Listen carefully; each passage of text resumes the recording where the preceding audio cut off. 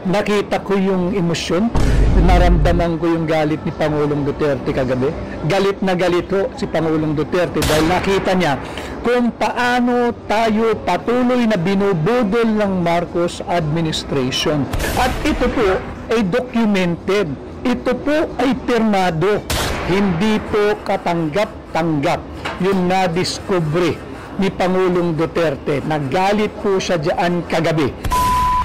Tingin ho natin ngayong mga oras na to, marami nang nagpapanik dyan sa Malacanang. Dito ho kasi sa video na to ni Atty. Vic Rodriguez, meron ho siyang isiniwalat na kung saan merong hawak-hawak na dokumento itong si dating Pangulong Rodrigo Duterte. Number 55 sa balota, huwag niyo kong kalimutan, Atty. Vic Rodriguez. Na kung saan etong administrasyon na to, panigurado ho, lalabas ho ang kanilang mga kabulukan sa ginawa ho nila sa ating budget para dito sa taon na to. Eto ho, kung bago lang ho kayo sa PH Update, isang like at isang subscribe.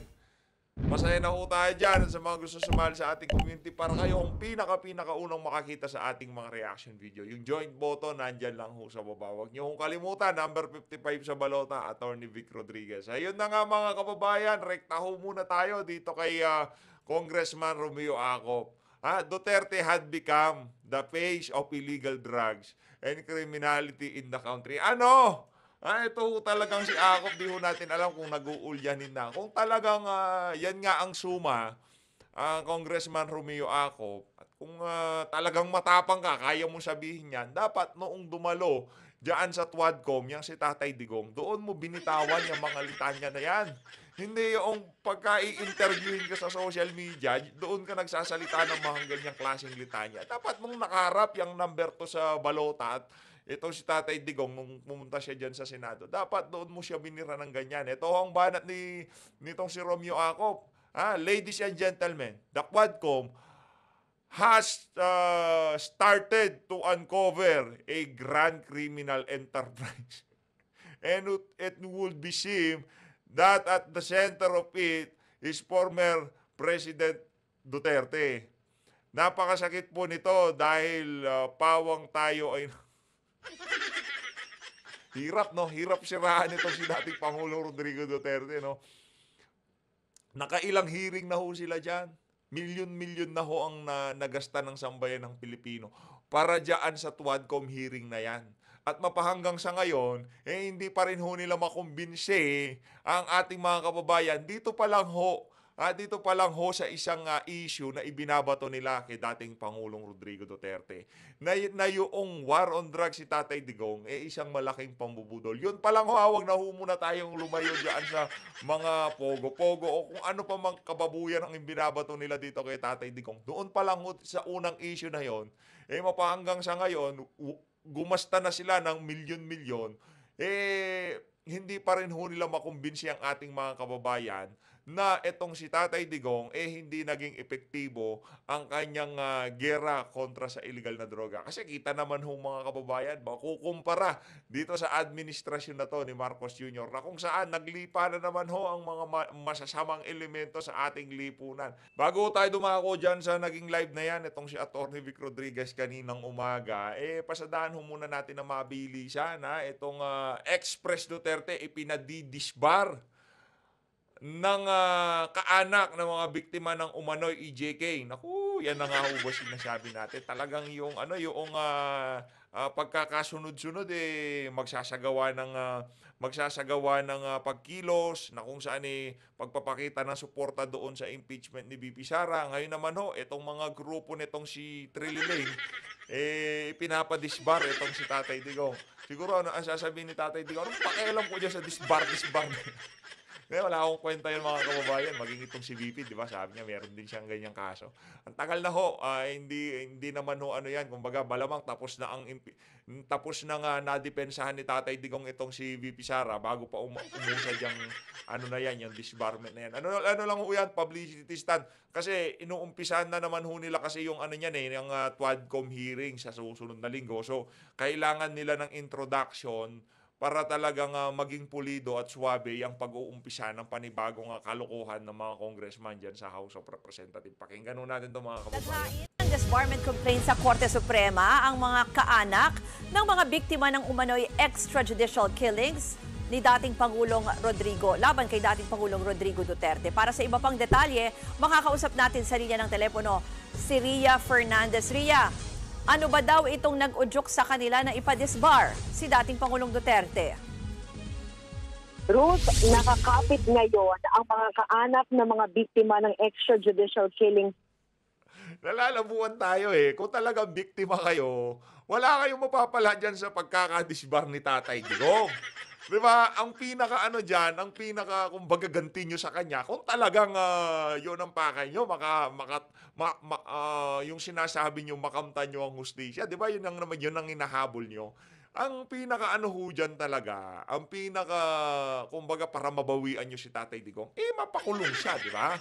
Kasi siya kagaya ng mga itinatawag nyo sa kanya, yung mga banat nyo sa kanya na nagurgur yung mga kamag-anak nyo dahil dun sa gera sa illegal na droga ni Tatay Digong, di ba? Yung bawi no doon, hindi para matanggalan siya ng pagka-abogado niya o madisbar siya, di ba? Ang pinaka nyo dyan, ang pinakabawi nyo sa kanya, makulong siya.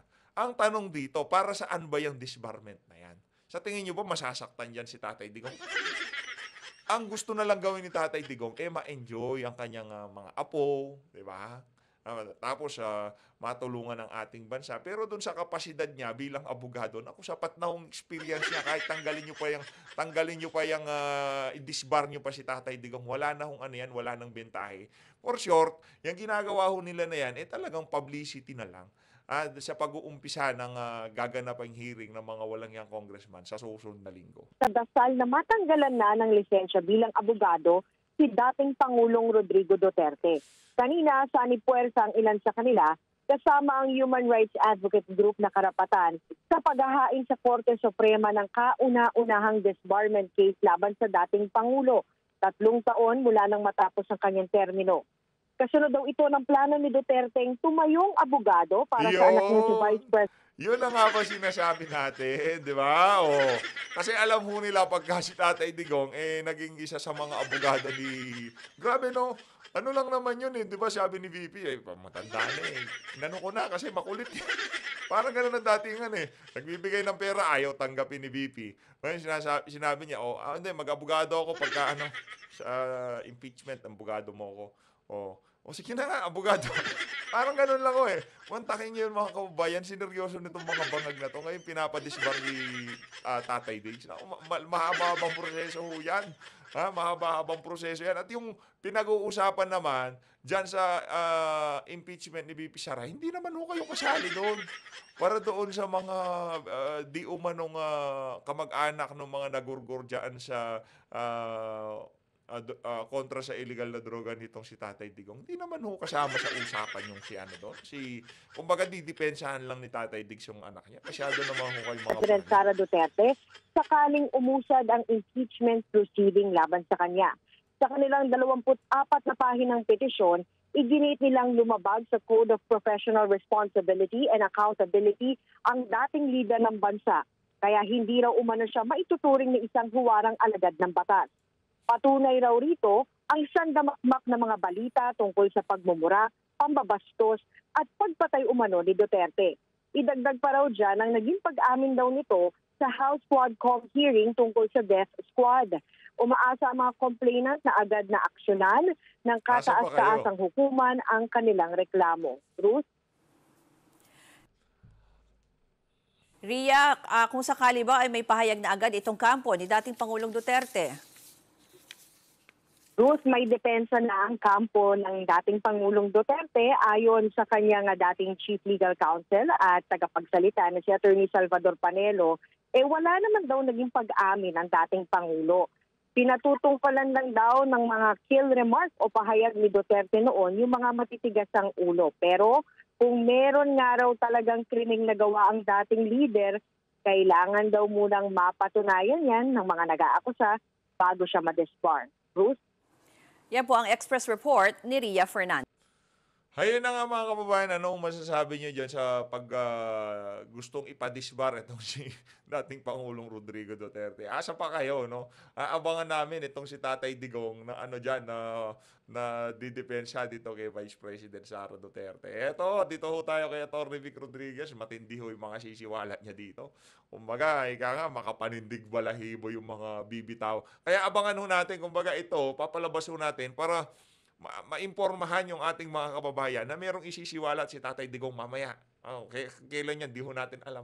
Basta hintayin ho natin, abang ho tayo dyan sa FB page nitong si Mayor Baste Duterte. Pakinggan ho natin itong kay Atty. Vic Rodriguez. Mayor Baste, nagkita rin kami at nakapag-usap briefly ni dating Executive Secretary si E.S. Bingbong Medialdea at kasama din namin si Congressman Sid Ungab at si Attorney Martin Delgra. Nakasama ko rin kagabi sa Davao si Konsehal Tek Ocampo. Tek, isang dating batikang mamamahayag, media man po yan ng GMA7 at DCWB at ngayon na may konsehal po ng Davao City. At ganoon din ang aking panyero na nagbabalik sa konseho sa Davao, si Attorney Cabling. Mabuhay po kayo. Maraming salamat. And hindi ho makukumpleto yung ating pagbisita kagabi sa Davao kung hindi ko rin ho pasasalamatan si Mang Amado, maraming salamat sa iyong pag-organisa sa iyong tahanan ng isang pagpupulong at kasama ang mga kaibigan ninyo at mga mamamayan ng Davao City at iba't ibang panig sa Davao. Marami pong salamat kay Kim and Calyado. Good luck po sa election. Pag-usapan po natin mamaya yung election. Kay Aiza 012527. Ano ang masasabi po ninyo sa nag-file ng disbarment case laban kay Tatay Digong? Meron po akong ginawang pahayag bilang pagsuporta kay Pangulong Duterte doon sa ginagawang media publicity stunt, yung harassment at deflection ng grupo na nagsampa ng disbarment case laban kay Pangulong Duterte. Sinasabi ko po itong deflection sapagkat kapansin-pansin naman patuloy na ang pagdausdos ng trust and approval and acceptance rating ni Bongbong Marcos. 19% na lamang ho ayon sa pinaka-latest survey. Ito po ay nanggaling sa 63% nung siya po ay kauupo lamang 2022 bilang Pangulo. Subalit dahil sa dami ng korupsyon sa kanyang administrasyon, ayan po ang nangyari, na uubos na po ang tiwala at eroded na yung base niya ng mamamayang Pilipino pagkat hindi po niya pinipigilan ang korupsyon. At yung korupsyon sa ilalim ng Marcos administration, ang pagpapatunay po niyan, yung kanyang Exhibit A, ay yung unconstitutional 2025 budget. At si Gia Maloloy-On, Attorney, ano po kaya ang grounds for disbarment case po sa former President Duterte? Huwag po ninyong alalahanin yun dahil kagabi nga po ay nakapagkita at nakapagpulong po kami ni Pangulong Duterte at nandun niya yung kanyang napakausay na abogado si Attorney Martin Delgra at hindi naman ho nabigyan na masyadong pansin sa aming usapan yung Wala ho yun mga kababayan, yung impeachment, yung disbarment. Wala kwenta yun. Tatawanan lang ho yun ni Tatay Diggs. Walang kwenta yun, walang kwenta. disbarment na yan. At yung grounds po nila, alam mo ninyo, pagka may malaking problema at crisis proportion na ang Marcos administration, pansinin po ninyo, ang kinakailangan nilang gawin, gumawa sila ng istorya na gigipitin ang Pangulong Duterte o kaya ay si Vice President Inday Sara Duterte. Bakit nila ginagawa yan? They need some kind of a deflection. Kinakailangan malihis ang atensyon ng mamamayang Pilipino sa issue ng korupsyon sa ilalim ng Marcos administration.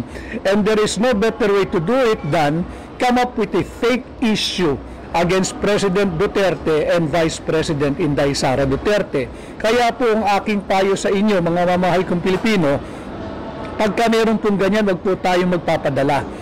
Let's keep our eye on the real issue. Pagka nung nakita ho natin yan, naku, yan na nga ba sinasabi natin? Sabi ko, wala na. bagsak yung trust and performance rating, yung satisfaction rating, bagsak. So, kailangan na naman nila si Tatay Digong. Di ba? O mag-uumpisa na yung hearing yan sa sa susunod na linggo, kaya kailangan yun yung hearing, abang-abang ho kayo diyan sa pagpapatuloy ng Quadcom. Kasi yung mga kababayan, pagtatakpan na naman nila yung ginawa ho nilang kababuyan sa sa budget sa 2025 budget. Kaya kailangan ho nilang ituloy-tuloy yan para mailigaw na naman yung ating mga kababayan doon sa totoong issue na dapat pag-usapan sa ating bansa ngayong mga panahon na to. Wag ho kayong magpalinlang sa mga walang yang congressman. The inflation, the corruption, and the unconstitutional 2025 budget. Ang si Ewens, pinatunayan lang nila na tama ang nakasulat sa libro tungkol sa Marcos.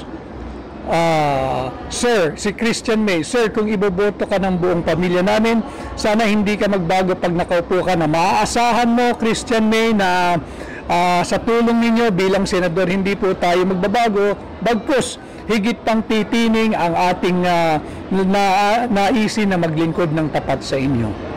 Kay Sol Bautista Reyes, basta Leyte, Kawang Idol, Attorney Vic, maraming salamat at kamusta rin kay Nene Bacale ng Tacloban. Sana ay maayos mo yung inyong naging issue dyan sa COMELEC na bigla ka na lang tinanggal sa official list of candidates para walang kalaban yung iyong katunggali na kayang-kaya mo sanang talunin kung hindi ka tinanggal dyan sa official ballot. At yun nga ho, pag-usapan natin yung unconstitutionality of 2025 budget.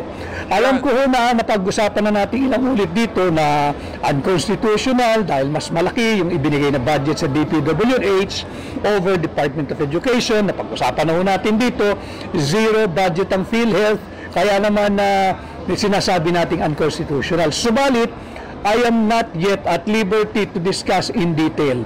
Pero meron pong gagawing malaking expose si Pangulong Duterte na akala natin ay nalalaman na natin lahat kung bakit sinasabi nating unconstitutional yung 2025 budget.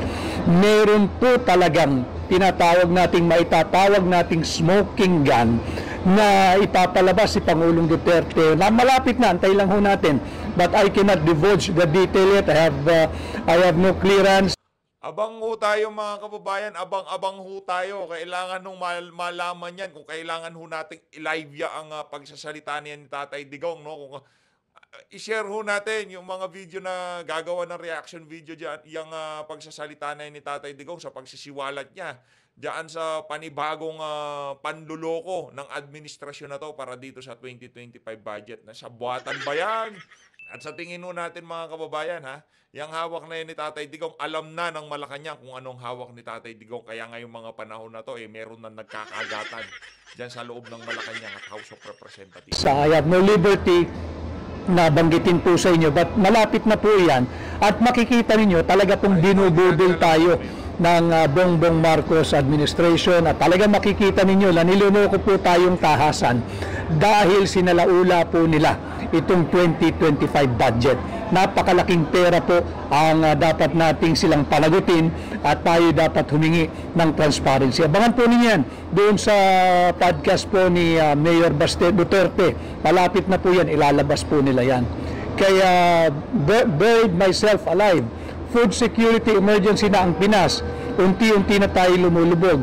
At si Tina Teens, you have our votes here in Davao. So, salamat Tina Teens. Yung food security, bukod po dyan, kahapon mo, hindi lang ho ako nakapag-live. Yung mga kaibigan po nating nasa uniform personnel ay nagpadala po sa akin ng kopya ng notice sa kanila. Yung notice po na nagmumula sa PNP, yung Philippine National Police, yung ating mga kapulisan yung PNP Finance Service. Meron pong posting kahapon ang PNP Finance Service. Ganon din po ang ating mga kasundaluhan sa AFP Pension Gratuity Management Center. So yung ating mga kapulisan at yung ating mga sundalo, nakatanggap po sila ng notice kahapon. At nakakaalarma din ito dahil hindi po mapoproseso agad-agad yung kanilang mga payable na pensyon. Yung payout schedule sa January ng ating mga pulis at ang ating mga sundalo ay tila nagkakaaberya dahil daw sinasabi dito sa notice wala pa raw pong nagkakaaberya ang proseso dahil daw po sa DBM hindi pa raw po linalabas yung budget execution document. Ano pong ibig sabihin nun? Matatandaan ho ninyo, ilang araw na kalilipas ay nag-live po tayo at sinabi natin na yung pension ng military and other uniformed personnel, eto na po yan, yung pension ng military and other uniformed personnel including PNP ay binawasan ni Bongbong Marcos at ni Martin Romualdez ng 80 billion pesos. Ito marahil ang dahilan kung bakit naglabas ng notice kahapon ang PNP Finance Service at ang AFP Pension Gratuity Management Center kung bakit nagkakaaberya yung inyo pong payout for January at na-delay.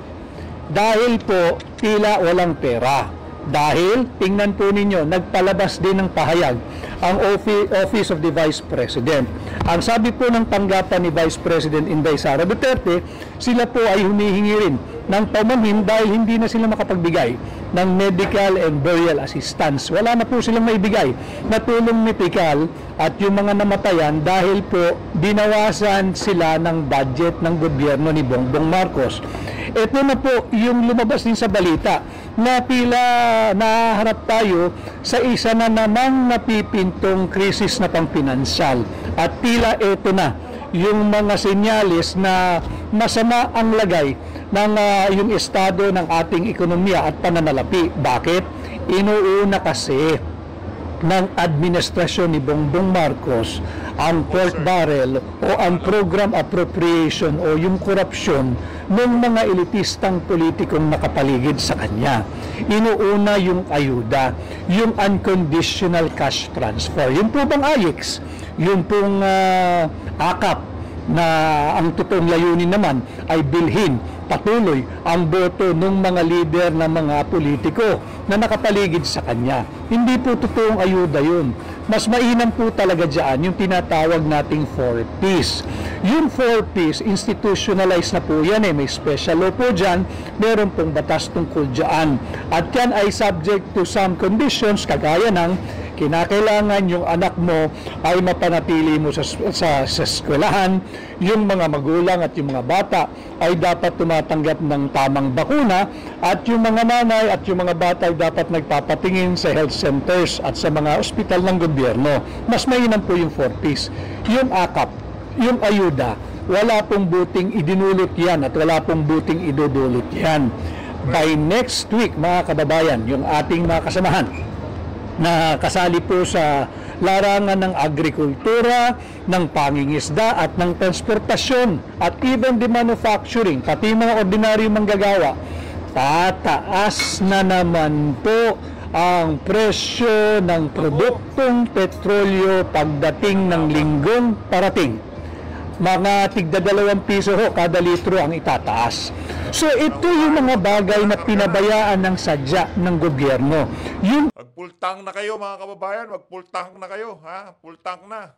Kasi tataas na naman ho yung presyo ng mga produktong petrolyo, ha? Full tank na ho kayo. issue ng inflation. Tingnan po ninyo, meron silang ginaganap na rally ngayon. Malalabanan ba ng rally ng gobyerno itong inflation? Bababa ang presyo ng gasolina at mga produktong petrolyo sa pagrarally ng mga tao ng administrasyon. They're spending the resources of the government for this rally that they're doing today there, somewhere along EDSA. Hindi po yan ang kinakailangan naming mga Pilipino. Ang kailangan namin, pagkain, trabaho, labanan mo inflation, labanan mo corruption, labanan mo ang paglaganap ng illegal na droga, hindi rally. Hindi rally. Kay Ron_B, napahanga mo ako sir nung na-interview ka ni Binibining Karen Davila, sana di ka magbago kung sakaling ikaw ay mananalo.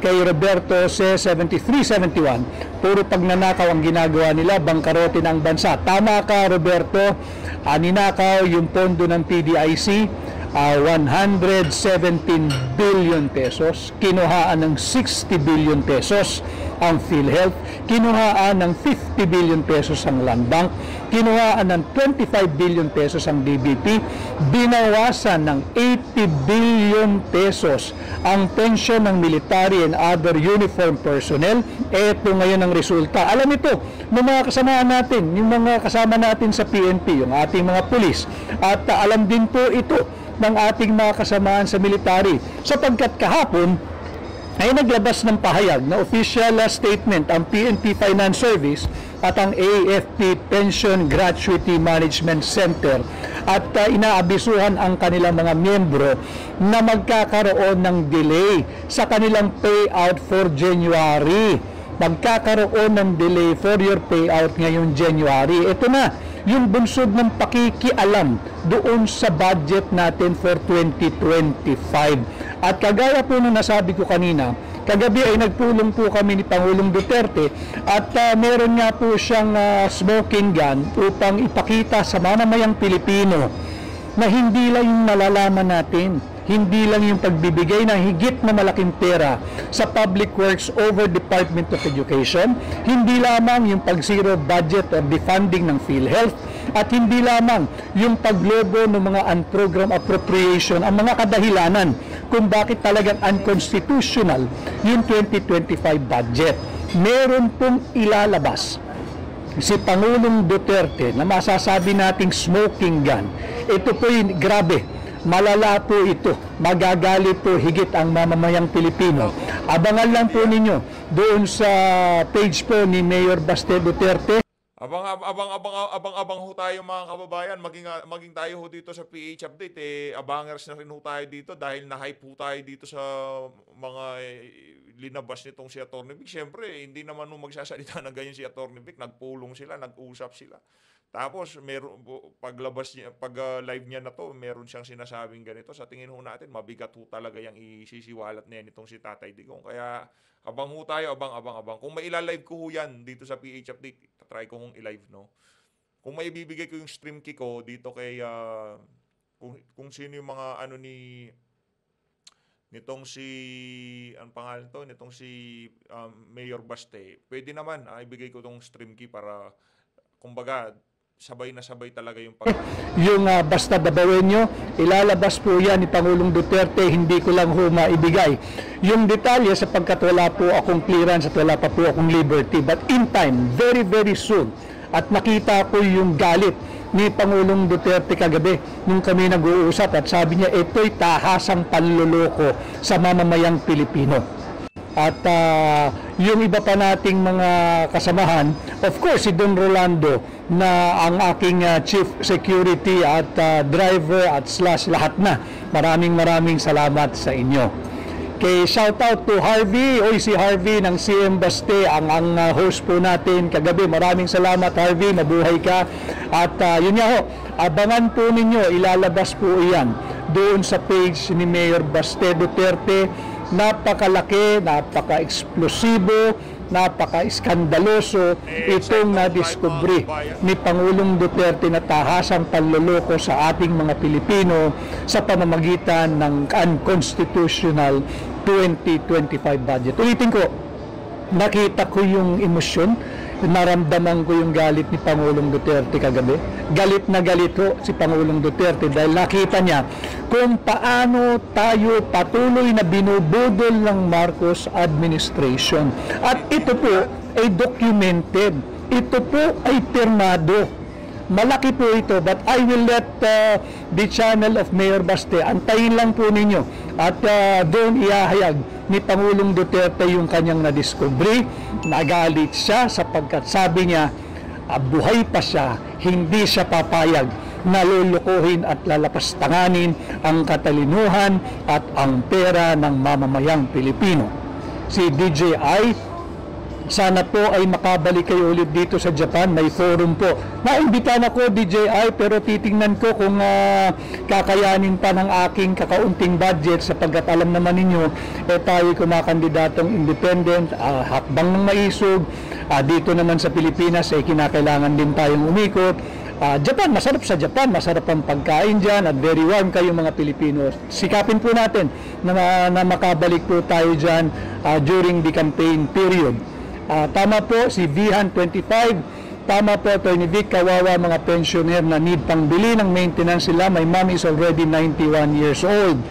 Kay Giano Ann Luis, you set the bar high sa mga susunod na interviewin sa Halalan 2025. Attorney Vic, you got my vote. Salamat po. Obligasyon ko po, duty ko po, at dapat po natin gawin talaga yung ganung uri ng openly nagpapasuri, nagpapasukat, nagpapatimbang sa ating mga mamamayang Pilipino para po makasuri kayo, makapamili kayo kung sino talagang dapat ninyong tulungan at dalhin dyan sa Senado ngayong 2025. Lagi ko po sinasabi, kahit po dito sa aking live, kung sa tingin po ninyo ako'y nararapat at karapat-dapat na pahiramin ang inyong mandato, dalhin po ninyo ako sa Senado at ako po'y maglilingkod ng tapat sa inyo.